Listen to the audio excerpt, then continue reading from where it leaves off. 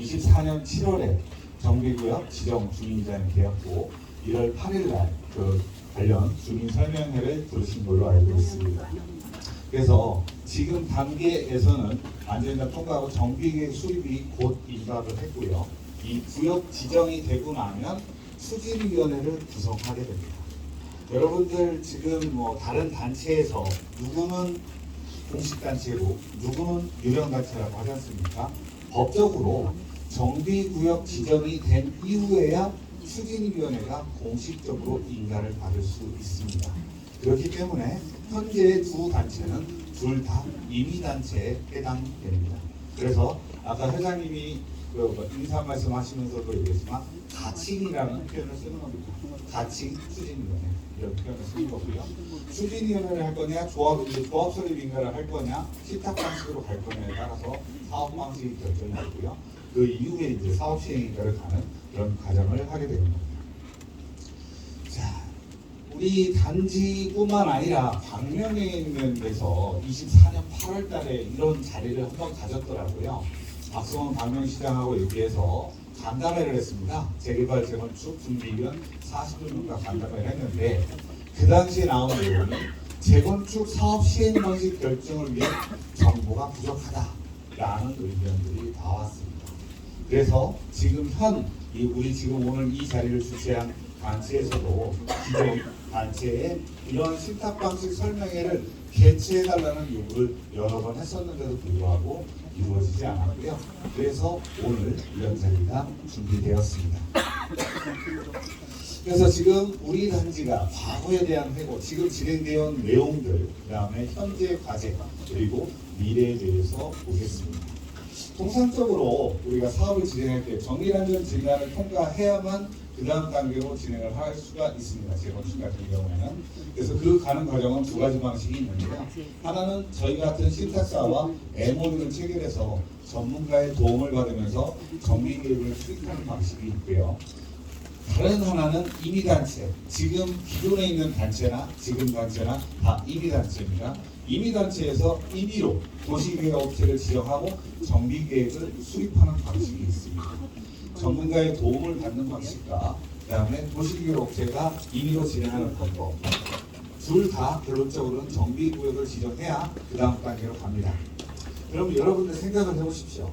정비계획을 지금 수립을 해서 정비구역에 대한 공람이 지난 1월 8일에 있었습니다. 1월 8일에 공람이 나올 때까지 여기서 의견을 내보신 분 한 분이라도 계십니까? 우리 아파트는 이렇게 했으면 좋겠다. 우리 아파트는 이런 걸 반영해달라. 의견 내신 분 있습니까? 없으시죠? 그 다음에 우리 아파트가 이렇게 됩니다 하고 여러분한테 안내를 제대로 한 적 있습니까? 없을 겁니다.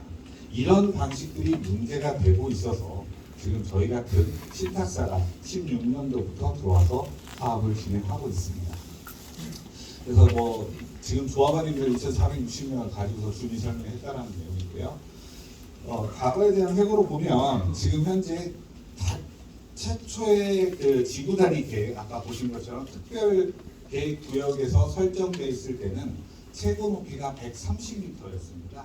우리의 아파트가 질 수 있는 최고 높이가 130m였는데 이번에 구역 지정하면서 보니까 완화가 돼서 143m까지 가능하더라고요. 그래서 이런 부분은 정말 잘했다. 완화받아서 143m까지 간 거에 대해서는 잘했다라는 말씀을 드립니다. 근데 지금 있는 이제 여러분들, 저희도 뭐 제대로 된 자료가 있지 않기 때문에 설명의 자료에서 저희가 캡처를 해온 건데요. 지금 보시면 단지 구성이 이렇게 되어 있습니다. 59 타입이 172세대, 우리 규모가 3,000세대가 넘는데 59 타입이 179세대밖에 없다. 그리고 대부분은 84에다가, 84는 34평, 우리 흔히 말하는 34평이죠. 34평에다가 2,200세대를 갖다 놨다. 그리고 대형 평형을 이렇게 놨다. 혹시 이 평형에 대해서 선호도 조사 하신 적 있으신가요? 없죠. 근데 저희는 사업을 해보면 그렇습니다. 지금 당장은 여러분들의 평형이 지금 그래도 중소형 평형이지만 그래도 평형은 괜찮은 평형을 가지고 있는데, 자, 84 타입으로 다 갈 거라고 생각해서 이렇게 세대를 구성한 것 같아요. 근데 실제로 우리가 관리 처분에서 입주하는 시점에 되면 분담금에 대한 부담, 그 다음에 나는 굳이 그 평형 가질 필요가 없어. 좀 작은 평형 갖고 싶어. 그래서 부담을 줄이고 싶어. 이런 의견들이 나오는데 그러기 위해는 서른 5호 타입도 충분히 반영이 돼야 되는데 없다. 이런 부분이고요. 자, 여러분들 생각해 보십시오. 지금 만약에 이 상태에서 분양을 한다고 했을 때 분양가가 제일 높은 평형은 어떤 걸까요?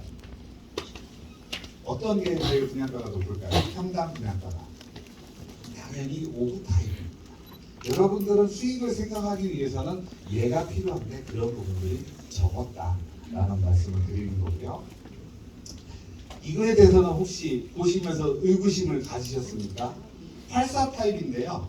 84 타입은 전용을 얘기하는 겁니다. 전용 84.9까지가 84 타입인데 주변에 있는 84 타입의 평형을 보면 34평, 33평, 거의 34평에 수렴하고 있는데 우리 단지의 84 타입은 36평형입니다. 아셨습니까? 모르셨죠? 그러면 36평이 잘못된 겁니까? 잘된 겁니까? 어쩔 수 없습니다. 36평이라는 게. 왜? 우리 단지 아까 143m까지 높이 올라간 거 보셨죠? 143m까지 올라가기 때문에 기존에 있는 35층 아파트와 달리 49층까지 계획을 했더라고요. 49층까지 계획이 되면서 벽체 공용 면적이라는 게 늘어나고요. 그 다음에 피난용 엘리베이터가 의무화가 되기 때문에 이런 부분 때문에 어쩔 수 없이 늘어납니다. 그러면 36평이라고 해서 가격을 더 줄까요? 그렇진 않다는 거죠. 그러면 거기에 따른 상품 차별화를 분명히 검토를 해야 된다라는 부분입니다. 근데 지금까지 오면서 이런 내용, 좀 전에 말씀드린 36평이라는 내용 한 번도 들은 적 없으시지 않습니까? 나중에 가서 이제 싸워요. 왜 36평 만들었어? 왜? 여러분들한테 안내하지 않고 가기 때문에 그런 문제가 발생하는 겁니다. 그리고 또 잠깐 보시면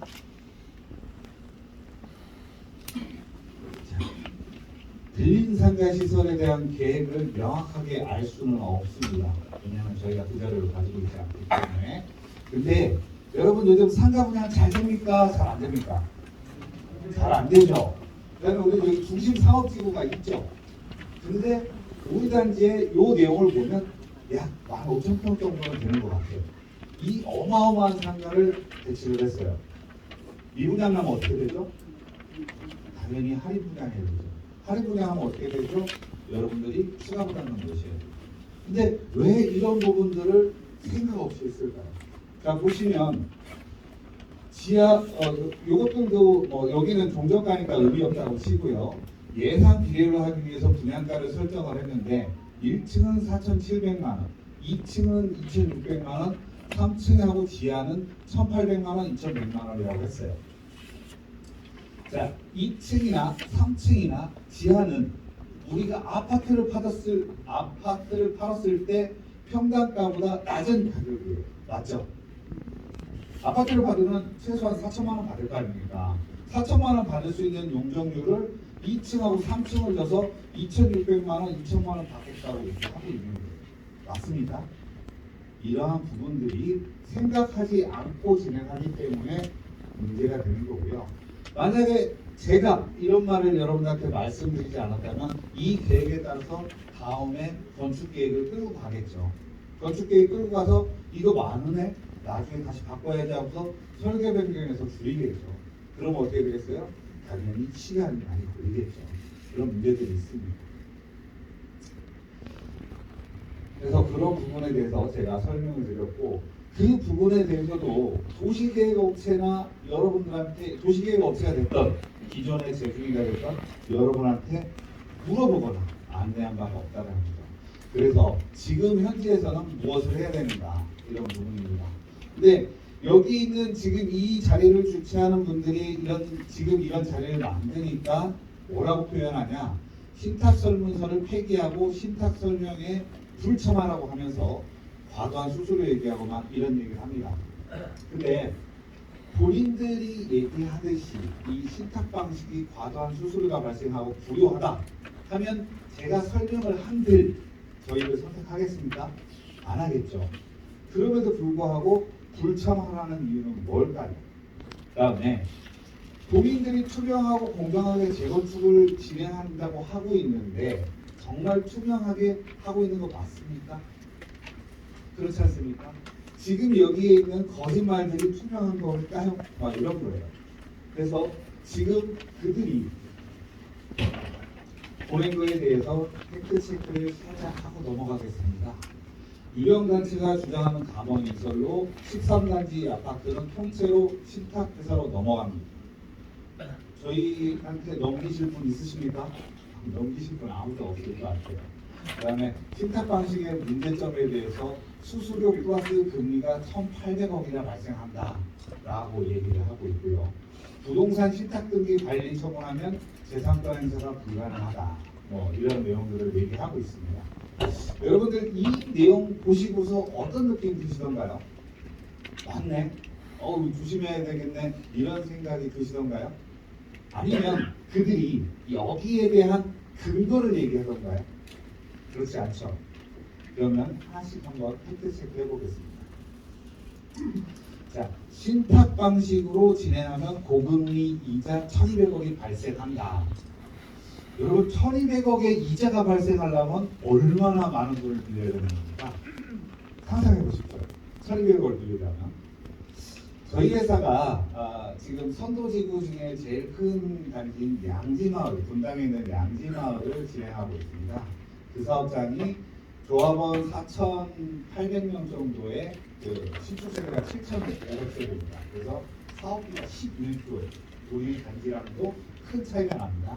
근데 그 사업장에서 저희가 가져가는 이자 수익은 약 20억 규모. 1,200억하고 20억하고 비교하면 몇 배 차이입니까? 60배 차이. 그러면 저희가 1,200억을 가져간다는 그들의 논리에 맞으려면 여러분 단지는 45만 세대였고 사업비는 660조가 발생해야 저희가 1,200억을 받아갈 수가 있습니다. 말이 됩니까? 새빨간 거짓말이에요. 네, 그런 이자 비용을 어떻게 산출했을까요? 누가 산출했을까요? 1,200억이라는 거. 아까 잠겨 있었지만 만약에 1,200억이라는 걸 그들 재준이가 만들었다고 하면 무능한 거고요. 그들을 도와주는 협력업체가 만들었다고 하면 사기라고 하는 겁니다. 그래서 이런 부분들 벌써부터 되지 않죠. 그 다음에 신탁사가 과다하게 보수를 수취한다. 매출의 2%, 4%. 저희가 준공한 사업장들이 여러 개 있습니다.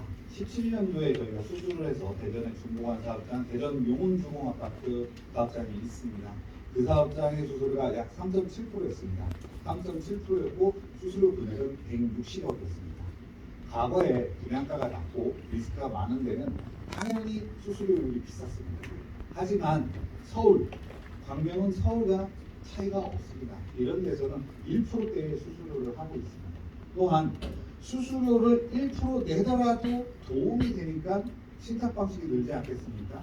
그 부분에 대해서는 제가 뒷부분에서 설명드리도록 하겠습니다. 이 장표가 저희 신탁 방식에서 제일 많이 활용되는 건데요. 대전 용운주공의 사례입니다. 대전 용운주공은요, 관리 처분까지 끝내는 상황에서 사업비를 조달하지 못해서 멈춰있던 사업장입니다. 그거를 저희가 대행자로 참여를 했고요. 대행자로 참여해서 시공사를 교체를 했습니다. 그 당시에 최초에 동문건설이라는 회사가 관리 처분까지 끝났기 때문에 공사비가 확정됐습니다. 377만 원에 확정이 됐었고 저희가 들어가서 대림 사업자로 시공사를 바꿨습니다. 시공사를 바꿨더니 공사비가 얼마 되냐? 327만 원이었습니다.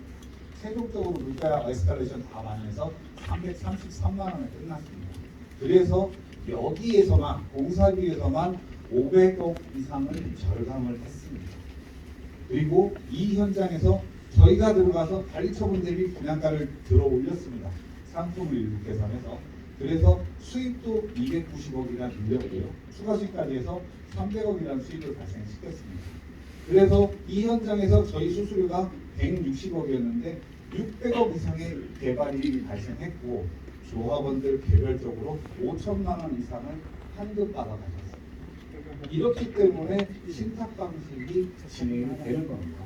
신탁 수수료를 내가지고 내가 사업성이 더 안 좋아진다고 하면 누가 신탁 방식을 선택하겠습니까?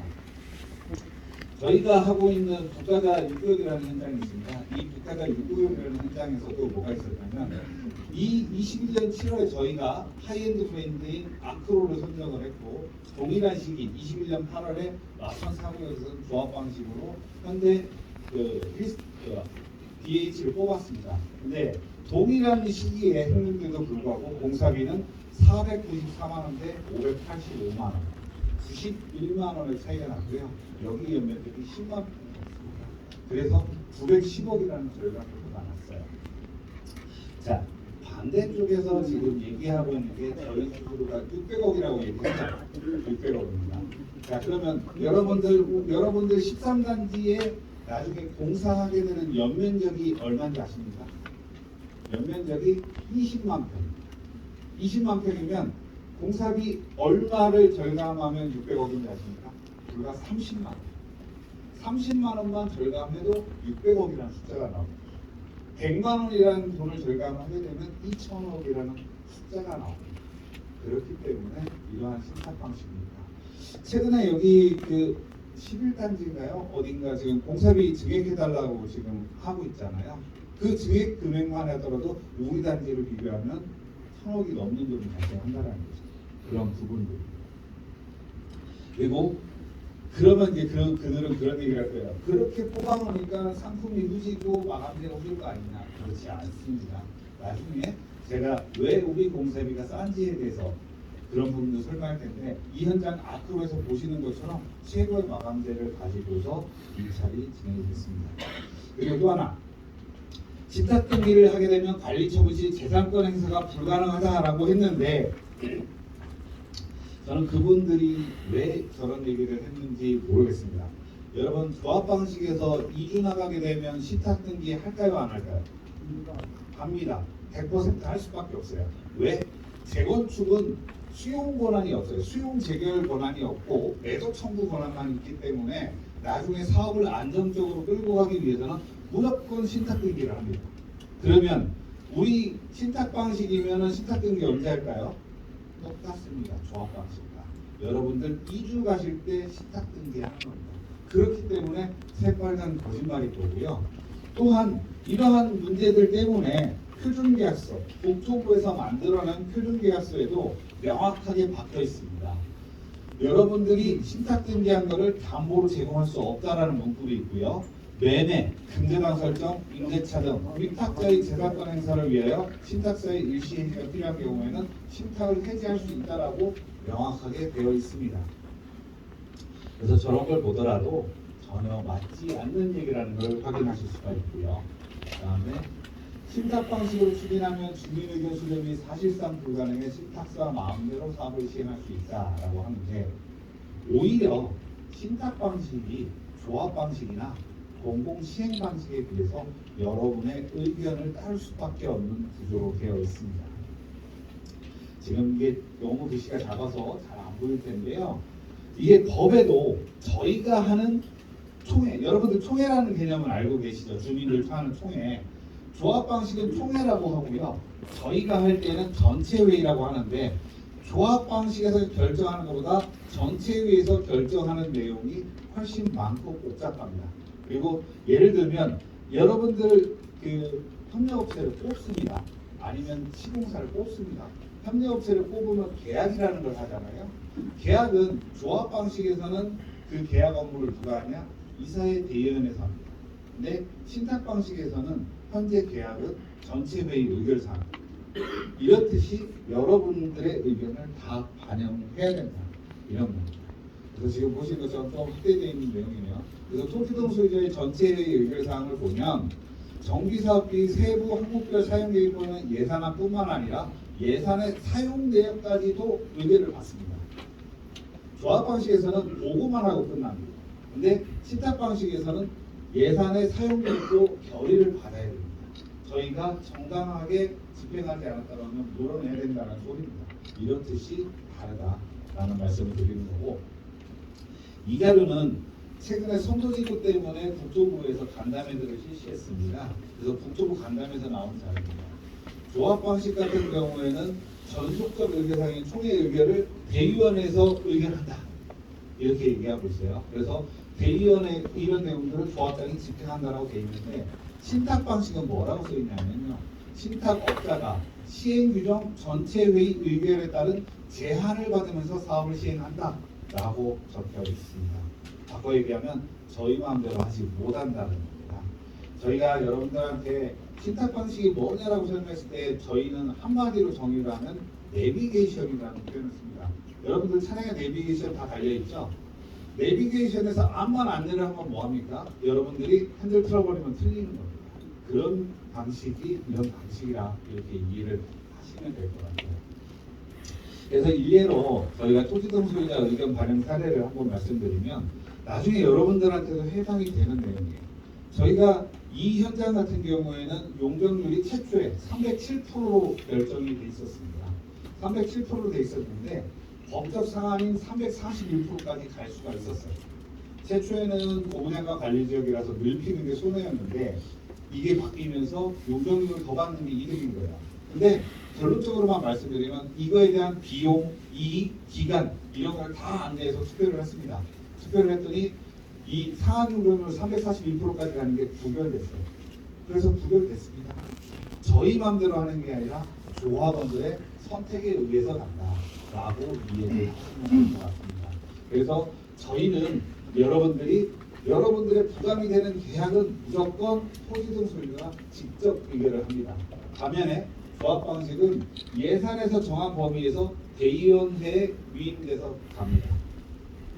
그래서 대의원에서 위임돼서 가다 보니까 그런 얘기가 많이 들으셨을 겁니다. 거수기 대의원회 이런 말들 많이 들으셨을 거예요. 처음부터 대의원은 기간도 없고 끝날 때까지 대의원을 합니다.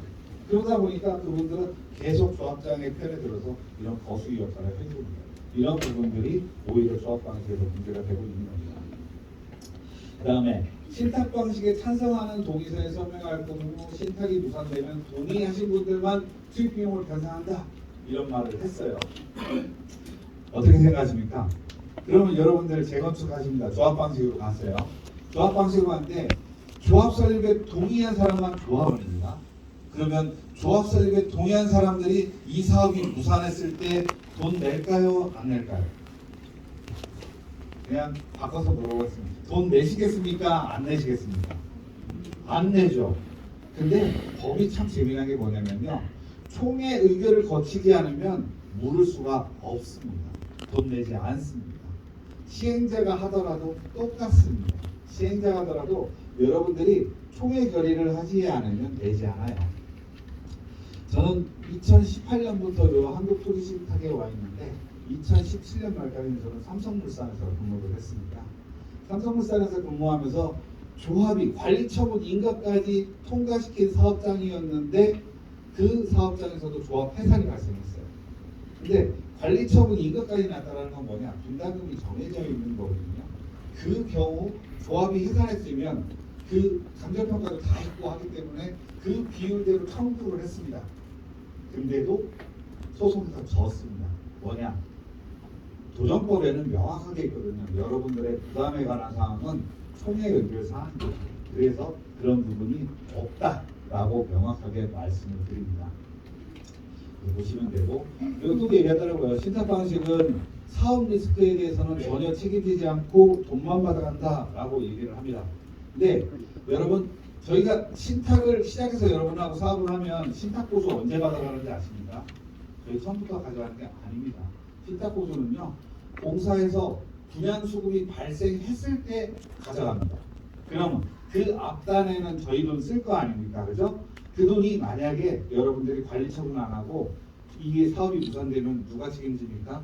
저희가 책임지는 겁니다. 그렇기 때문에 저희가 사업 리스크를 직접 부담하고 진행합니다.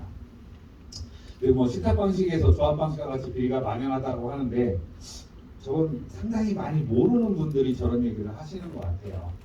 신탁사는요 이런 내용이 있습니다. 성간주의 의무와 원상회복 의무가 있고 저희는 저희 임직원을 공무원으로 가면서 벌칙을 합니다. 또한 자, 조합장이 예를 들어서 500억을 해먹었습니다. 500억 해먹고 가면 그 사람 500억 뱉어낼까요? 안 뱉어낼까요? 법원에다 뱉어놓지 여러분들한테 돌려주지 않습니다. 그죠? 근데 저희가 사고 쳤다. 아니면 저희 직원이 사고 쳤다. 저희는 여러분들한테 돌려드립니다. 그래서 안전하다는 말씀을 드리는 겁니다. 이러한 부분들이 저희가 이렇게 구두상으로 얘기하는 게 아니고요. 국토부 표준계약서에서 보시면 선량한 관리자의 주의 의무, 그 다음에 고의 또는 과실로 위탁자에게 손해를 발생시키는 경우 손해배상 책임이 있다라고 명확하게 돼 있습니다. 그래서 이게 얼마나 무서운 내용이냐면요. 예를 들어 제가 볼게요. 여러분들하고 제가 조합장이 이제 사업을 하는데 제가 대행자로 들어갔다고 했는데 조합장이 시공사람 짬짬이 하는 걸 알아요. 알아서 조합장이 공사비를 50만 원 올려주겠대요. 근데 저희가 거기에 대해서 적정한 의견을 제시하지 않으면 나중에 손해배상 걸리면 손해를 물을 수 있는 거예요. 그렇듯이 이 부분이 상당히 큰 부분이다라고 말씀을 드리는 겁니다. 그러면 이제 지금 우리는 미래를 준비해야 되는데, 자, 정비구역 지정은 우리 상반기 중에 정비구역 지정이 될 것 같습니다.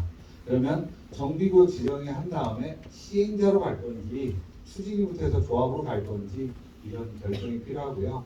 그 다음에 조합으로 가든 시행자로 가든 뭘 해야 되냐? 시공사 먼저 뽑으실 거예요? 통합심의 먼저 받으실 거예요? 여러분들은 어떻습니까? 근데 대부분의 조합은 시공사부터 선정을 할 겁니다. 자, 시공사를 선정을 하는데 시공사를 선정하려면 무엇이 있어야 되냐? 설계 도서가 있어야 됩니다. 왜냐하면 시공사가 공사비를 내야 되니까 당연히 설계가 있어야겠죠? 그 설계 누가 그릴까요? 그죠? 설계사가 그립니다. 근데 설계사가 뭘 가지고 그릴까요? 지금 구역 지정 나 있는 거 갖다 그리겠죠. 여러분들하고 의견은 상관이 없죠. 그리고 시공사를 뽑으려면 입찰 지침서를 작성을 해야 돼요. 입찰 지침서는 누가 작성할까요? 추진이가요? 이제 조합이겠죠. 조합이요? 그 다음에 정비업체요? 근데 그런 준비를 누가 하겠냐 이거죠. 그 다음에 시공사 계약은 또 누가 할까요? 근데 이런 부분에서 자신 있습니까? 조합 방식이? 이런 부분을 말씀드리는 겁니다. 자, 실제로 최근에 이제 이런 게 나왔어요. 우동 1구역이라고 부산에 있는 사업장입니다. DLEAC가 결별했다고 했는데요. 이 현장 보면 2021년도에 DLEAC가 시공사로 선정됐습니다. 609만 원이라는 금액에. 근데 3년이 지났는데까지 계약이 체결이 안 됐어요. 3년이 지나도 계약을 체결하지 않고 지금 이러고 있는 거예요. 이런 보급 계약 문제 어떻게 해결할까요?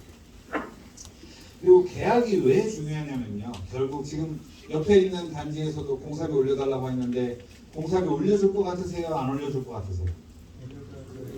안 올려줄 것은 답이 없죠. 왜? 계약서가 그렇게 완벽하지 않기 때문에 그렇습니다. 근데 오늘 우리 설명에도 중요하지만 오늘 재미난 사업장이 이 한남 4구역이죠.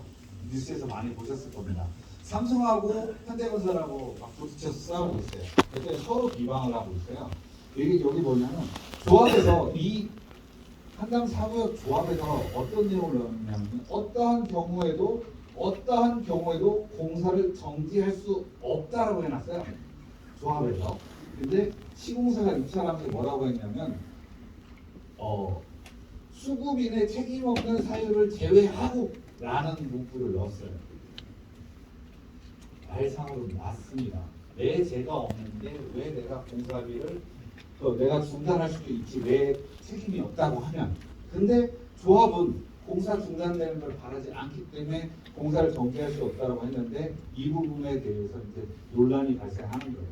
자, 이런 문제가 차지되고 어쨌든 간에 현대건설이 여기서 시공사 선정되고 나면 어떻게 계약될까요? 시공사 뜻대로 계약이 됩니다. 그러지 않으면 돈을 못 쓰거든요. 그런 부분인 거고요. 삼성에서도 똑같은 얘기를 했죠. 삼성에서는 당사가 제안한 경기는 시기 플러스 0.78원 뭐 이렇게 고정금리다라고 했는데 지금 단계에서 라는 표현이 있어요. 그리고 또 뭐라고 했냐면 조합과 당사의 상호 유리한 방안으로 협의할 수 있음. 금리의 상호 유리한 방안이라는 개념은 존재할 수 없다라는 게 현대 측의 반문이죠. 맞죠? 시공사랑 조합이랑 서로 유리할 수 있는 방법이 있을까요, 없을까요? 없습니다. 시공사는 여러분들하고 대척점에 있는 거예요. 어떻게든 합리적으로라는 건 있지만 서로 윈윈하는 방식은 없습니다. 그래서 저희 사업장에서도 그런 사례가 있어요. 목가자 육구역에서 두 회사가 엄청나게 비틀게 싸웠습니다. 싸우다 보니까 이런 내용들을 다 제안을 한 거예요. 한쪽 회사에서는 조합원 분양은 100% 입주 후 2년 후 납부, 그 다음에 조합원 분양가 최소 60% 이상 할인. 가능할까요? 이런 내용을 했을 때 조합은 뭐냐면요, 아이고 좋네, 우리한테 좋으니까 됐지 뭐 이런데 저희는 그렇게 하지 않습니다. 이렇게 공문을 내보냅니다. 그래서 너희들 말에 책임을 져라. 그리고 이런 내용들이 계약서에 다 첨부가 됩니다. 그래서 발뺌을 할 수가 없는 겁니다. 여러분 보십시다. 나중에 우리가 뭐 시공사전하고 통합심의를 하는데 통합심의 할 때는 이제 건축, 정책, 교통, 관계교육 뭐 이런 것들을 다 포함해서 하는데 이거 주관을 누가 해서 할까요? 조합 방식에서 누가 할까요? 협력업체들이, 설계사가? 그렇지 않다는 거죠. 지금도 교통 갔다가 경감 갔다가 건축 가고 뒤에 환경 가고 교육 이렇게 가는데도 서로들 정리가 안 돼서 시간이 길어지는데 한 번에 진행하면 누가 진행할 수 있을까요? 이런 문제들이 명확하게 있습니다. 그리고 통합 심의를 하고 사업 시행자를 나면 여러분들 이제 관리 처분이라는 걸 하는 거예요. 나중에 관리 처분이라는 걸 하는데 관리 처분을 할 때 되면 뭘 하냐? 공사비를 다시 확정해야 돼요. 그러면 이 공사비 확정할 시점에 누가 유리할까요? 여러분들이 유리할까요? 시공사가 유리할까요? 네, 시공사가 유리합니다. 근데 그러한 부분들을 컨트롤할 수 있는 게 저희라는 거고요. 저희는 시공사와 이런 계약을 합니다. 여러분들이 신탁 방식으로 진행하게 되면요, 공사 도급 계약서라는 걸 찍게 돼요. 저희랑 시공사랑. 근데 여러분들도 아시다시피 조합 방식에서도 공사 도급 계약서라고 도장을 찍어요. 근데 그게 공사 도급 계약서냐? 저희 공사 도급 계약서는 많아야 3장 내지 4장밖에 되지 않아요. 왜? 공사와 관련된 내용밖에 없습니다. 시공사는 단순 도급으로 참여하기 때문에 공사에 대한 내용밖에 없어요. 근데 조합 방식에서는 뭐냐? 지금처럼 보시는 내용들 다 들어가야 돼요. 사업 추진비는 어떻게 쓸 거며, 분양은 어떻게 할 거며, 그 다음에 공사비, 충당비, 자금 관리는 어떻게 할 거며, 이런 내용들이 다 들어가서 엄청난 두께의 계약서가 만들어집니다. 그래서 말은 공사 도급 계약서지만 시행형 계약서가 됩니다. 왜? 실제로는 조합이 시행자인데 다시 보면 시공사가 시행하는 형태가 돼 있다는 거죠. 그렇기 때문에 저런 문제들 때문에 공사비를 검증할 수가 없어요. 그리고 제가 왜 이런 얘기를 하냐면, 자, 관리처분 때 공사비가 확정이 됐음에도 불구하고 최근에는 이런 내용들이 많이 바뀌긴 했는데 서울시는 뭐가 있었냐면요, 사업 시행 인가 이후에 그 내역 입찰로 그 시공사를 뽑으라는 내용이 있었어요. 그래서 대안 설계를 불가능하게 했습니다. 대안 설계는 사업 시행 인가의 경미한 변경만 하도록 해놨어요. 그리고 그 책임은 전부 다 시공사가 정했어요. 인허가에 대한 책임, 사업 지원에 대한 책임, 이런 걸 시공사한테 해놨어요. 그러면 시공사는 그 책임을 가지고서 이런 설계를 낼까요, 안 낼까요? 못 내죠. 본인들이 다 책임져야 돼요. 그래서 뭐라고 하냐면, 여기는 제가 대안 설계라고 표현을 하는데 혁신 설계 아니면 혁신 아이디어 이런 표현을 해서 이런 제안을 합니다. 그러면 이 제안을 하면, 자, 이 현장이 지금 잠실시청 프로입니다. 사업 이 그림이 좀 깨져 있긴 한데 판상형으로 잘 만들어 놨어요, 나름대로. 근데 이러한 설계가 왔어요. 조합원 입장에서 이런 설계로 가시겠어요? 이런 설계로 가시겠어요? 이거 가실 거 맞죠? 그죠? 이거 가신다고 여러분들 손 드실 거잖아요. 근데 이렇게 가는 순간에 설계 변경의 책임이 누구한테 있냐? 조합에 있어요. 조합에. 그러면 조합이 설계 변경에 따른 모든 책임을 다 지는 거예요. 그래서 이렇게 갔더니만 결국 더 안 좋은 이런 설계가 나왔어요. 그래서 철거 다 해놓고 한참을 멈춰 있었고요. 시공사를 계약 해지했다가 다시 뽑았고요. 그러면서 금융 비용하고 엄청나게 늘어났다는 거죠. 이게 보이는 현실입니다. 그래서 이러한 도급계약과 설계 변경들이 있기 때문에 이런 부분에서 주도권이 시공사에 있다. 이런 부분을 말씀드린 거예요. 그리고 그러면 그 상황에서 끝날까요? 그냥 제가 지금 이 얘기를 하는 거는 여러분들이 앞으로 가야 할 과정을 설명드리는 거예요. 미래를. 자, 관리처분 끝났어요. 관리처분 끝나면 관리처분 인가라는 걸 받고요. 관리처분 인가를 받으면 돈을 빌려옵니다. 돈. 사업비, 이주비를 빌려오는데 그 돈을 어떻게 빌리냐면요. 삼성물산을 제외하고는 전부 다 허그 보증을 씁니다. 주택금융공사의 보증을 써요. 주택금융보증에 보증을 서서 자금을 받아와야 되는데 차주가 누구냐? 조합입니다. 조합 방식에서는. 근데 조합이 돈 빌려달라면 돈 빌려줄까요? 안 빌려줄까요? 너희를 뭘 믿고 돈을 빌려주기 위해서 절대 돈 안 빌려줍니다. 그래서 누가 들어가야 되냐? 시공사 연대보증이 들어갑니다.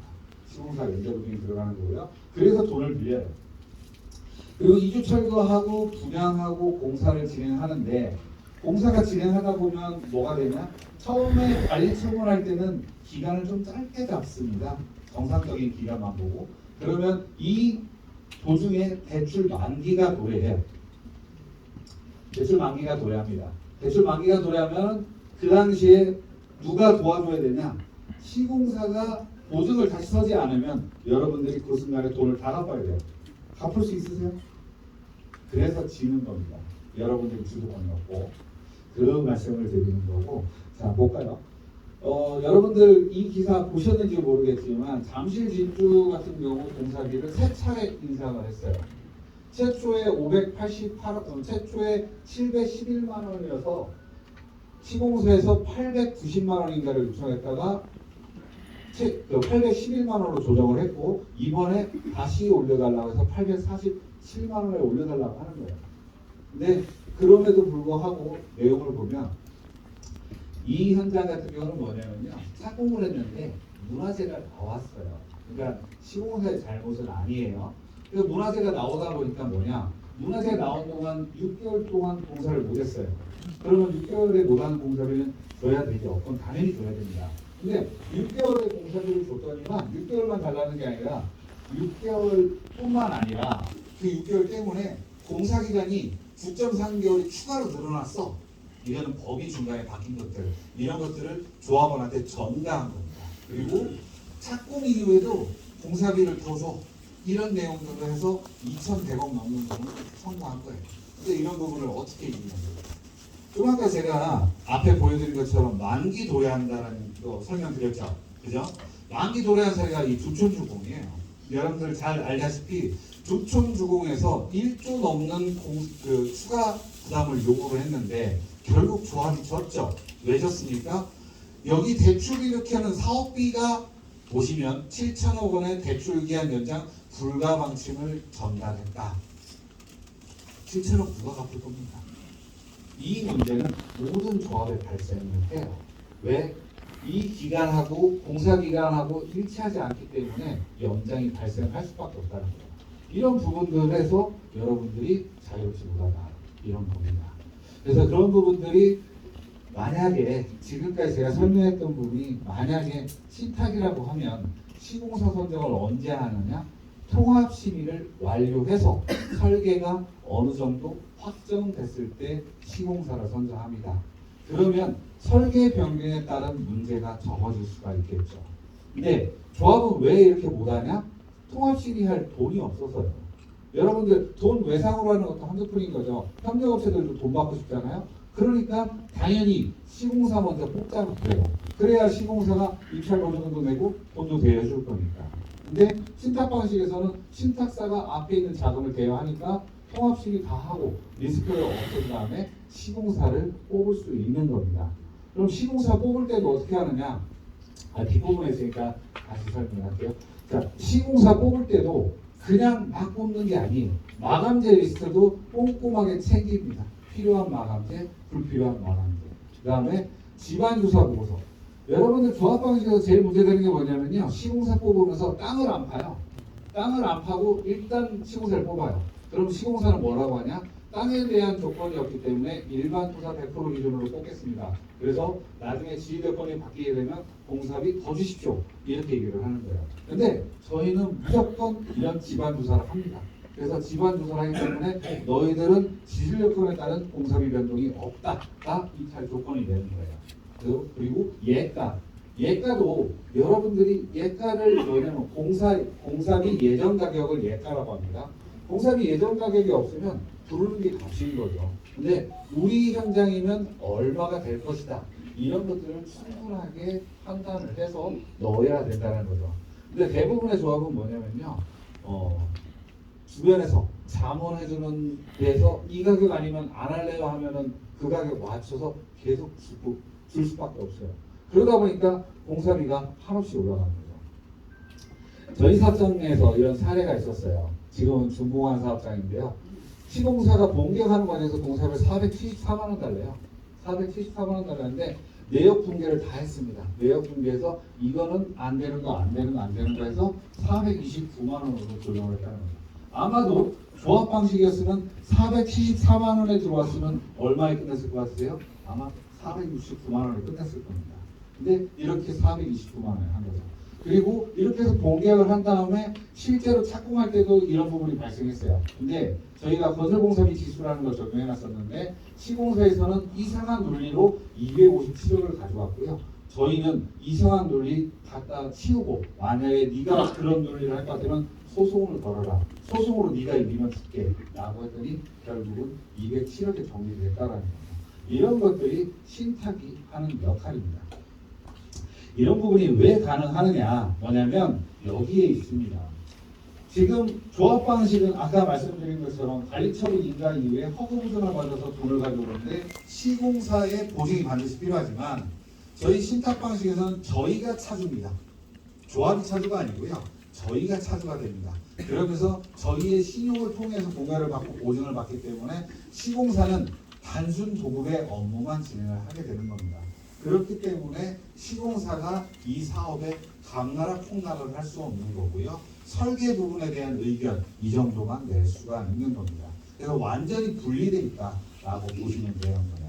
그리고 만약에 2주 나간다. 2주 나갈 때도 2주가 길어지면 어떻게 됩니까? 금융비용이 엄청나게 발생을 하죠. 그러면 그 금융비용을 발생하는데 대부분의 조합들은 어떤 생각을 하냐면요. 이런 생각을 좀 많이 합니다. 조금이라도 돈을 아끼겠다고 시작하면서 2주를 시작하면서 자발적으로 나가시는 분들이 대부분 많죠. 그죠? 그 자발적으로 나가시는 분들을 기다리면서 명도 소송이라는 걸 안 내요. 그리고서 2주 기간이 끝나면 그때부터 명도 소송이라는 거 하거든요. 내보내는 소송. 그러면 그 소송이 최소 10달, 많으면 1년 반이 걸려요. 그럼 그동안 어떻게 돼요? 금융비용이 계속 발생하는 거죠. 만약에 그렇게 안 하려면 어떻게 해야 돼요? 안 나가신 분들 돈을 지워줘서 나가야 돼요. 그래서 그런 전문 분들도 있죠. 근데 그런 것들을 막는 게 저희 역할인데요. 저희는 그걸 설득을 해서 시작부터 100% 명도소송 다 들어갑니다. 시작부터. 그렇게 되면 10개월이면은 안 나가시는 분들 다 내보낼 수 있는 거예요. 이런 것들이 관리하는 거다. 비용을 더 쓰지만 관리하는 거다라는 거고, 신탁 방식의 장점 중에 하나가 이겁니다. 여러분들 우리 일반 분양 세대수 꽤 많죠. 그다음에 여러분들 세대수도 많아요. 그러면은 분양하면 분양 수입이 많겠어요, 적겠어요? 당연히 많죠. 그러면 생각을 해볼게요. 우리가 땅을 파기 시작했습니다. 땅을 딱 팠는데 여러분들 분양 수입은 착공하면서 분양할 거잖아요. 이러면 예를 들어서 10%의 계약금을 냈다가 하면 어마어마한 돈이 이렇게 쌓이겠죠. 근데 시공사는 그 당시에 공사비 공정률을 보면 1%도 안 되는 공정을 해요. 공사를. 근데 조합 방식에서는 돈 누가 다 가져갑니까? 시공사가 다 가져갑니다. 왜? 조합에서는 관리할 방법이 없기 때문에. 그럼 시공사가 거기에 따른 금융이익을 먹어요. 근데 저희 방식에서는 저희는 공사 한 만큼만 돈을 줍니다. 그 돈은 어떻게 하냐? 이런 은행 금리로 통해서 여러분들을 추가 이익을 발생하는 거예요. 그래서 이 현장 같은 경우에는 한 45억 정도의 이자 수익이 발생을 했어요. 이런 부분들도 신탁이니까 가능한 부분이다라는 거고요. 그 다음에 옵션 수익. 옵션 수입은 요즘에 누가 가져갑니까? 옵션 수입 자체는 일반 분양에 대한 옵션 수입이 요즘에 조합원 분양도 마찬가지고요. 요즘에는 시공사들도 조합에 양보한다고 합니다. 그래서 조합에 그 옵션 수입을 준다고 하는데 옵션 수입은 주는데 옵션 원가 관리는 누가 하냐? 시공사가. 결국은 주고 싶은 대로 주는 거예요. 근데 저희는 그러한 부분들을 저희가 직접 관리하기 때문에 옵션에 따른 수익금이 온전히 여러분들한테 기술이 된다. 이런 부분들입니다. 그래서 신탁은 이렇게 시행자 지정이 되고 나면 A부터 Z까지 저희가 다 관리를 한다는 거예요. 여러분들의 계약 관리, 자금 관리, 인허가 관리 이런 부분들을 신탁이 나서서 다 해준다. 이런 말씀을 드립니다. 그래서 신탁 방식 정비 사업이 왜 도입됐냐? 협력업체에 의존할 수밖에 없는 자금 조달, 그 다음에 사업 규모를 진행하는 통합시위, 그 다음에 시공사 리스크 이런 부분들 때문에 저희가 신탁 방식이 들어오게 된 거고요. 제가 아까 설명을 드렸지만 저희를 뭐라고 표현하냐? 내비게이션이라고 표현을 합니다. 이 재건축이라는 사업에서 대부분의 조합 또는 여러분들은 초행길을 가시는 초보 운전자입니다.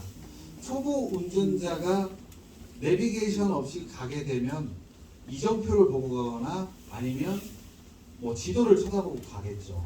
근데 그렇게 가다 보면 얼마나 힘들겠습니까? 잘못된 길도 가서 돌아 나와야 되고, 그리고 중요한 건 보험이 없어요. 잘못 가다가 누가 들이받을 수도 있고 내가 사고를 낼 수도 있는데 그거를 아무런 보험이 없다는 거죠. 조합 방식은 보험이 없습니다. 조합장이 사고를 쳤어도 조합장이 사고를 친 게 아니죠. 여러분들이 사고를 친 겁니다. 왜? 조합에서도 총회 의결을 하는데 총회 의결을 하면 여러분들은 거수기처럼 다 손을 들고 사인을 해요. 이렇게 해야 빨리 간대. 이렇게 해야 빨리 가니까 사인해. 사인 안 할 사람 있을까요? 다 사인하십니다. 그렇기 때문에 여러분들은 무보험으로 초보 운전을 가야 되는 거죠. 그래서 이러한 신탁 방식이 나온 거고요. 자, 정리해 보면요. 조합 방식은 시공사 공사 및 증액 요구에 대항을 할 수도 없고요. 그 이유는 조합이 자금 조달을 할 수가 없기 때문에, 그리고 조합 집행부가 내가 이 일을 하고 있다고 하더라도 전체를 아우러서 알 수는 없습니다. 그렇기 때문에 전문성이 부족한 거고요. 용역업체도 본인들의 용역만 해주는 것이 전체를 아우르는 용역을 하지 않아요. 그리고 여러분들하고 합의가 되지 않으면 시공사는 자본을 끊을 거고요. 유치권을 행사할 수 있어요. 이런 부분들에 대해서 대응할 수 없는 조합 방식의 한계 때문에 신탁 방식이 들어온 겁니다. 그래서 신탁 방식에서는요. 저희가 허그 사업비 보증을 해서 저희 이름으로 자금을 조달합니다. 그리고 솔루션이나 컨트롤 타워 역할을 하고요. 무엇보다도 분양 보증을 또 저희가 합니다. 조합 방식에서 분양 보증 누가 해줄까요? 조합 방식. 시공사. 조합 방식에서는 조합은 분양 보증의 주체가 아닙니다. 시공사가 분양 보증의 주체인데 시공사가 분양 보증한다고 하니 분양가가 높은 게 시공사한테 유리할까요? 할까요? 낮은 게 시공사한테 유리할까요? 어떨 것 같아요? 낮은 게 유리합니다. 빨리 팔수록 돈이 들어오고 빨리 팔수록 분양 경비를 적게 쓰고, 그렇기 때문에 분양 보증의 주체에 따라서 나중에 조합이 갈리는 경우가 상당히 많아요. 조합장은 시공사를 못 이겨가지고 분양가를 낮췄는데 그렇게 분양하고 나니까 완판 한 달 만에 다 끝났어요. 경비를 안 쓰고. 그러면 조합원들이 박수 칠 것 같아요. 박수 안 치죠. 저 조합장 때문에 일이 이렇게 됐어 해서 그 조합장은 해임해버립니다. 그리고서 한동안 뽑지를 못해요. 그러면 어떤 상황이 벌어질까요?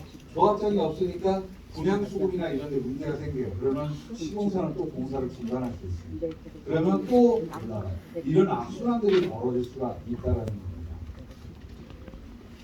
한국토신카는요, 금융권에서 관리하고 있고요. 금감원의 규제를 받습니다. 그리고 아까 말씀드린 것처럼 성간주의 의무가 있고 충실의 의무가 있고 원상 회복의 의무가 있어요. 근데 우리 지금 이 자리를 주최하신 단체 말고 기존 단체도 신탁 방식을 잘 아는 것 같습니다. 어떻게 잘하냐? 나쁜 것만 잘하요. 그래서 저희를 벌써 여기다 신고했습니다. 오늘 이 자리가 있기도 전에 저희를 여기다 신고를 했어요. 저희가 여기 관리 감독 받는다는 건 너무도 잘 알고 있는 것 같습니다. 누군가가 알려줬겠죠. 그래서 저희 여기에 때 신고했는데 신고한 건 뭐냐면 우리 이런 행사를 저희가 자금을 대서 하고 있다라고 신고를 한 거예요. 근데 저희 여기다 자금 대줄 그런 회사 아닙니다. 저희가 MOU 맺은 것도 아니고 저희가 여기 관계가 있는 것도 아니기 때문에 저는 여러분들한테 신탁 방식이 뭡니다라는 설명을 해주기 위해서 초대받은 자리고요. 그럼에도 불구하고 그들은 이렇게 저희를 한 거예요. 그래서 제가 이러다 보니까 제가 또 정의감에 붙어서 이거 사회 정의를 꼭 이루어야 되겠다라는 생각이 들더라고요. 지금 저분들처럼 여러분들의 길을 막고 간다고 하면 나중에 조합을 만들었을 때 조합의 이러한 그 폭거나 이런 단독적인 행위를 누가 막을 수 있을까요? 못 막습니다. 그러면 막으려고 하면 뭘 할 수 있냐고요? 조합장 해임을 하고 집행부 해임을 해야 됩니다. 근데 그 해임하고 나면 그 다음에 또 그런 일 없을까요? 계속 발생합니다. 그러면 사업은 산으로 가는 거예요. 그래서 소통하는 그런 분위기가 중요한데 이들 단체는 소통이 아니라 한 방향으로만 가자고 주장하고 있는 거예요. 우리 3단지, 우리 철산 13단지를 보면 특별계획구역에 의해서요, 이제 이 단지에 대한 얘기를 하겠습니다. 기준 용적률은 220%고, 허용 용적률은 250%고, 상하는 280, 중첩은 330. 최종적으로 330을 가는데요. 330을 가기 위해서는 내놔야 될 것들이 있다. 이렇게 이해하시면 될 것 같아요. 그리고 지금 여기 이 길 보이시죠?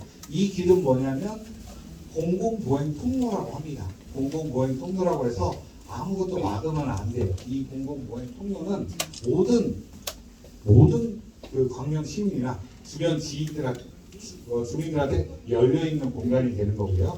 여기는 상자를 설치해라 라고 되어 있는 거고요. 학교는 확대하겠다고 해서 학교 부지를 더 내놔야 되는 거고요. 그 다음에 여기는 덮개공원을 지어줘라 해서 이렇게 되어 있는 거예요. 이 덮개공원의 공사비만 1,000억 정도로 예상이 되고 있습니다. 그래서 이렇게 되고 있는데 아까 보신 것처럼 우리 단지는 330%까지 갈 수 있는데 이 중첩 용적률을 하려면 상한 용적률에서 50%를 받기 위해서는 어떤 걸 해야 되냐? 인센티브를 받아야 돼요. 이렇게 법령이 있습니다. 인센티브를 받도록. 근데 이 인센티브를 받는데 여러분들 1월 8일 날 설명회 갔다 오신 분 계세요? 많이들 갔다 오셨죠? 그러면 1월 8일 날 이 장표 보셨어요? 50% 용적률 인센티브는 이렇다라고 보셨죠? 근데 이거 보시고서 아무 생각이 없으셨죠? 그런가 보다. 쟤네들이 알아서 하겠지. 이렇게 했어요. 근데 중요한 거는 이런 항목 하나가 다 돈입니다. 돈인데 돈인 줄을 몰라요. 그리고서 업체들이 선택해 놓으면 그냥 그런가 보다. 이런단 말이죠. 근데 그러면 되겠습니까? 여러분들 건데. 그래서 보면 제로 에너지 건축물 5등급, 녹색 건축 5등급, 진흥형 건축물 4등급 이렇게 해서 한다고 그랬어요. 네, 볼까요? 이미 고시가 하나 나 있고 법령에 중첩 용적률의 적용 방안이라고 해서 거기에 뭐냐면 법률 개정에 따라 의무화되는 사항에 대해서는 용적률 인센티브를 적용한다. 인센티브 안 주겠다는 소리죠. 앞에서 다시 볼까요? 우리는 제로 에너지 건축물 등급으로 인센티브를 27.5%를 받겠다고 이렇게 진행하고 있는 거예요. 근데 뒤에서 보시면 제로 에너지 5등급 이상을 의무적으로 받아야 된다라고 이미 나왔어요. 이게 공고가 언제 됐을까요? 25년 1월 1일에 발표됐는데 이 공고는 이미 돼 있는 사항이거든요. 결국 얘기하면 저걸로는 27.5%를 찾아올 수가 없어요. 근데도 여러분들한테 그렇게 얘기한 거죠. 이런 부분들. 그런 부분들을 감안하지 않고 가면 나중에 해달라는 대로 넣어야 돼요. 자, 태양광 에너지를 쓰는 게 좋을까요? 연료전지를 쓰는 게 좋을까요? 지열 에너지를 쓰는 게 좋을까요? BIP를 쓰는 게 좋을까요? 여러분들은 모르는 사이에 공사비는 폭등하고 있는 거예요. 왜? 인허가 받으려면 해야 된다는 얘기예요. 인허가 이거 없으면 못해. 대체제가 있는데 대체제는 여러분들이 알 수도 없고 고민하지도 않아요. 근데 하라는 대로 하는 거예요. 그래서 이러한 부분들을 어떻게 할 것이냐 이런 부분이에요. 그래서 여러분들이 조합 방식이라고 하면 어떻게 했어요? 이런 내용 검토하실 수가 없기 때문에 협력업체가 하자는 대로 그냥 다 반영하는 거예요. 그래서 저거 다 반영해서 설계했더니만 아까 보신 것처럼 얘 이거 의무사항이래. 그럼 어떻게 해야 돼? 다른 거 더 하시면 됩니다. 맞죠? 돈 더 들여서 더 하시면 됩니다. 이런 거예요. 근데 저희는 여러분들 아까도 보셨지만 우리 전용 면적이 전용 유리 우리 단지가 좋을까요? 나쁠까요? 아까 84 타입이 우리 몇 평형이라고 했죠? 36평입니다. 안 좋은 거예요, 전용률이. 그럼 우리는 상품을 차별해야 될 거 아닙니까? 그렇죠? 그래야 우리가 비싼 가격 받을 거고 대장 아파트가 될 거 아닙니까? 그러려면 이런 인센티브도 무엇으로 할 것인가를 고민해야 되는 겁니다. 근데 여기에 여러분들 많이 들은 내용이 하나 있어요. 장수명 주택. 장수명 주택이라고 많이 들어보셨죠? 요즘 트렌드입니다. 결국 오래 쓸 수 있는 아파트, 수선이 용이한 아파트를 만들어내는 게 장수명 주택인데 장수명 주택도 가이드가 바뀌었어요. 장수명 주택의 우수 등급만 받으면 여러분들이 그 37.5%의 인센티브를 받을 수 있는데 24년 7월달에 이게 바뀌면서 과거에는 80점 이상이 우수 등급이었는데 70점 이상만 되면 우수 등급이에요. 기존의 양호인 등급. 그래서 이런 것들을 활용하면 여러분들의 차별화가 된다는 거죠. 어떻게? 이렇게입니다. 이거는 저희가 양지마을에서 제가 하고 있는 사업장에서 설명을 했던 내용이에요. 거기는 최우수 등급으로 추진한다고 얘기를 했고 최우수 등급에 따른 공사비는 약 6% 정도가 올라간다고 얘기를 했습니다. 그래서 거기 같은 경우에는 제일 큰 건 뭐냐면 층고를 3,100 이상 났습니다. 층고를. 그만큼 높아지는 거죠. 높아지기 때문에 쾌적해지죠. 지금 있는 아파트들은 2,850짜리입니다. 2,850대비 거기는 25cm를 더 들어올린 거고 지금 뒤에서 제가 검토해 놓은 걸 다시 보여드리겠지만 뒤에서 보여드린 여러분의 단지는 3,050으로 잡았습니다. 그러면 기존 아파트 대비 20cm가 올라가는 겁니다. 그리고 제가 만약에 여러분이라면 해야 될 건 요 건식 이중 바닥 이런 것들은 적용을 하는 게 좋다는 겁니다. 저게 뭐냐면요. 여러분들 층간소음 때문에 요즘 문제 많지 않습니까? 층간소음을 보완할 수 있는 그런 상품들입니다. 그래서 이런 부분들을 가지고서 고민을 해야 된다라는 거고요. 그래서 저희가 이 지금 제주인 이쪽 지금 단체분들한테 수진이 분들한테 이 요청을 받은 지 얼마 되지 않아서 저희가 설계를 막 완벽하게 막 이렇게 고민할 수는 없었고요. 대략적으로 짧은 시간이었지만 여러분들 입장에서라면 이렇게 판단하는 게 어떨까 해서 만들어놓은 계획안입니다. 일단 전 세대 그 남양 배치는 당연하다고 생각하고요.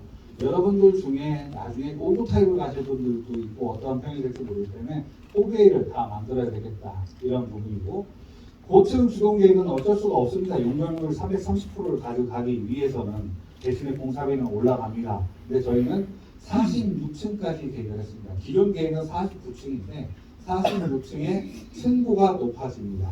2,850이 아닌 3,050으로 높아지는 거고요. 녹지 공간을 추가 확보하고 통경축을 확보하는 설계를 잡아봤습니다. 그리고 세대로 보면은 포베이 말씀드린 것처럼 펜트하우스는 뭐 기존하고 똑같고 이 천정고 층간소음 방지 이게 아까 말씀드린 이중 바닥 구조입니다. 이런 바닥 구조를 통해서 상품 차별화에 도전을 해야 된다라고 말씀을 드리는 겁니다. 그리고 보시는 것처럼 세대 계획을 좀 바꿨어요. 자, 일단은 볼게요. 기존에 있는 설계들을 보시면 닥치닥치 막 붙어 있었는데 공간을 만들었어요. 여기 이 공간을 만들고 이 길이 이제 보행통로도 되고 이런 공간을 만들었습니다. 그래서 이런 공간도 만들었고 보시는 것처럼 세대수를 변경했습니다. 어떻게?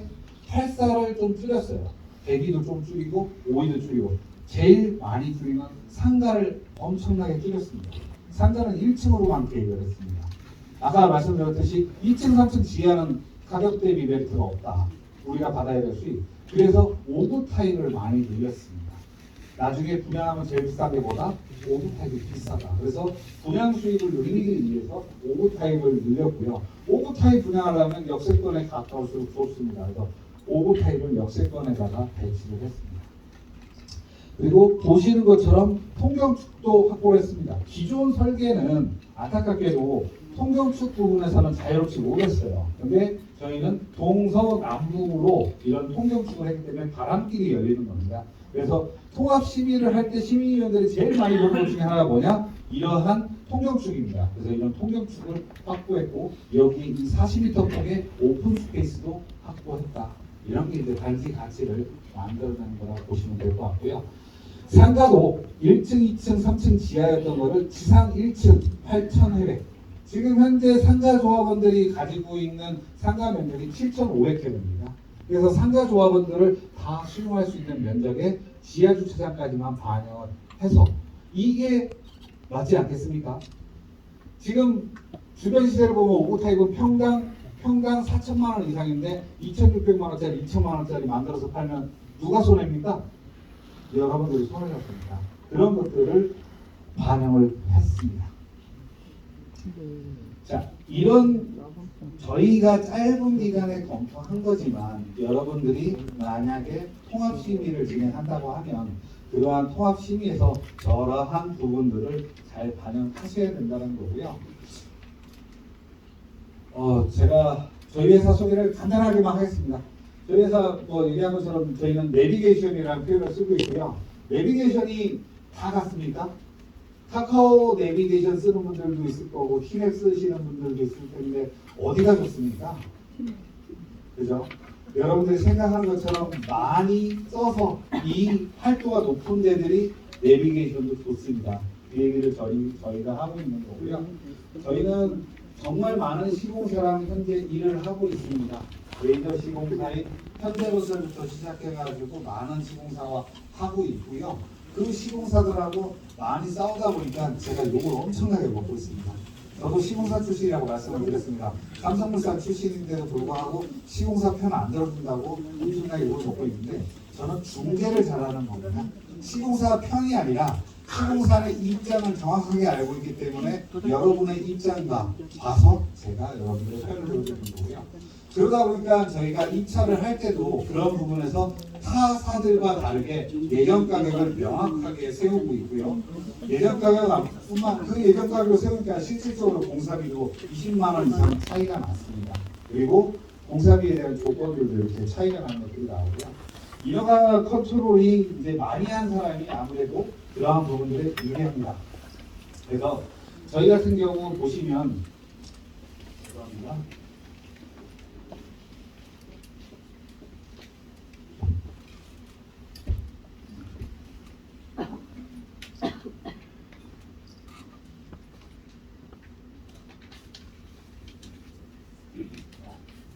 대부분의 신탁사들이 많은 신탁사들이 사업 단계가 이 앞쪽에 집중이 돼 있습니다. 이 앞쪽에. 근데 저희 사업 누군가는 그럴 겁니다. 신탁사 경험 없잖아 이런데 저희는 지금 이렇게 많은 경험들이 지금 쌓여 있습니다. 그래서 저 관리처도 사업시행과 이후단계 저렇게 많은 현장들이 진행이 되고 있고요. 특히 인허가가 어렵다는 서울 현장을 이렇게 많이 하고 있습니다.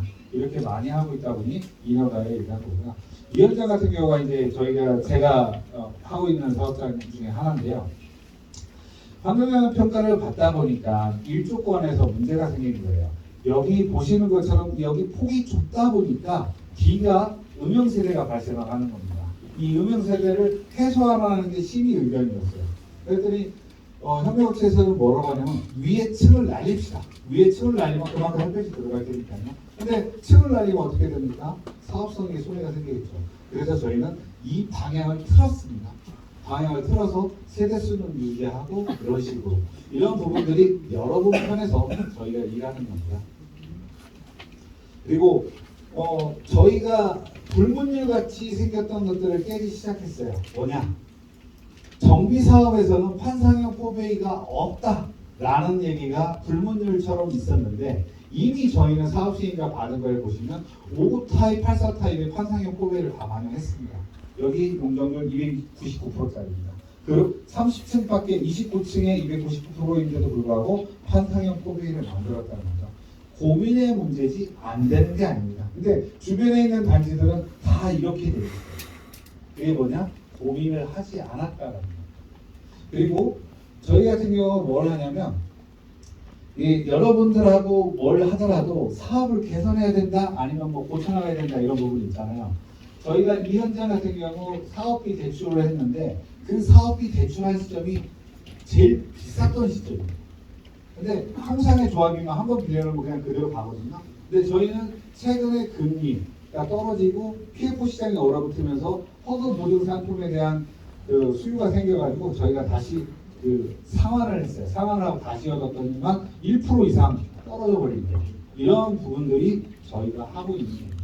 그리고 최근에 이 인근에 있는 그 신정동에 있는 사업장에서 저희가 그 사업비 조달을 했는데요. 보시는 것처럼 3.9%, 이주비 3.9%, 사업비 4.07%로 조달이 됐습니다. 그래서 이러한 부분들. 근데 여기 보시면 여기보다 싼 데도 있어요. 3. 몇 프로에 막 제시하는 데도 있는데 이 또한도 저희가 선택하지 않습니다. 저희는 입찰을 해서 여러분들한테 안내를 하고 선택은 여러분들의 몫인데 여기서는 왜 신안을 했냐면 이 금융기관들이 이렇게 하지만 실제로 돈을 조달하는 건 최근에 새마을금고가 제일 많아요. 근데 새마을금고에 자사하기 싫다는 거예요. 기분 나쁘다고. 그래서 은행이 신한은행을 선택했었습니다. 그래서 이런 것들을 보더라도 저희가 뭐 좌지우지하지 않는다는 겁니다.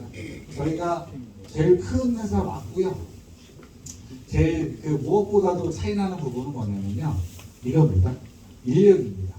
신탁사가 지금 14개 회사가 있어요. 14개 회사가 있는데 저희 회사가 보유하고 있는 신탁사의 정비사업을 하는 인력 중에 20%를 저희가 가지고 있고 저희가 운영하고 있습니다. 바꿔 얘기하면 5분의 1에 해당이 된다는 거죠. 14개 회사가 있는데 전체 인력의 5분의 1이 저희이다. 그만큼 저희가 잘할 수 있다. 그런 말씀 드리겠습니다. 그래서 저희가 신탁 방식으로 속도는 더하고 어떻게 더하느냐? 돌아오지 않으면 속도가 더해지는 겁니다. 다시 돌아오면 엄청나게 많은 시간이 걸립니다.